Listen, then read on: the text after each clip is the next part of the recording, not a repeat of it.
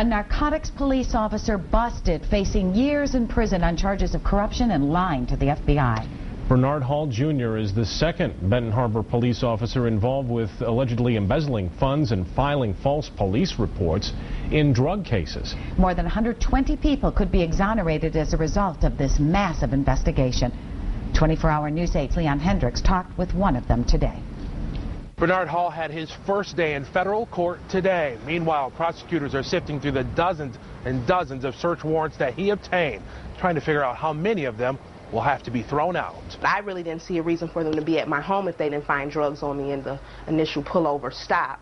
So I didn't understand that part of it, but that's how it went. She was one of the victims, had her home wrongfully searched last November. My daughter knowing that I have to go to the courthouse to report a felony, she can read, read the newspaper saying that I was maintaining a drug house, so she wanted to know if she was living in a drug house. Now charges have been dropped against her.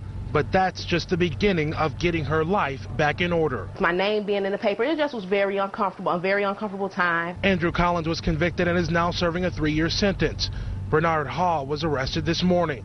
Police say both of them stole confiscated cash and property, lied to get search warrants, and Hall is also accused of lying to protect Collins in federal court. I'm angry. I mean, it's like anyone else. It's a trust that's been violated. Hall could face $750,000 in fines and more than a decade in federal prison, a place where there's no such thing as parole. You have to have trust in your law enforcement. If you don't have trust in them, who left do we have trust in? So I just screamed a little bit, ran around the shop a little bit, left and went to go get my papers. So I was really excited. But even with such optimism, Natasha will continue to pay for a crime she should have never been charged with.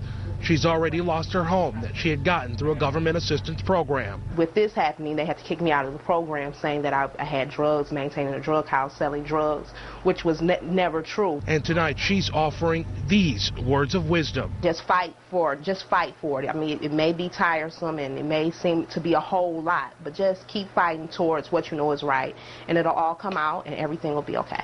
In Benton Harbor, Leon Hendricks, 24-hour News 8.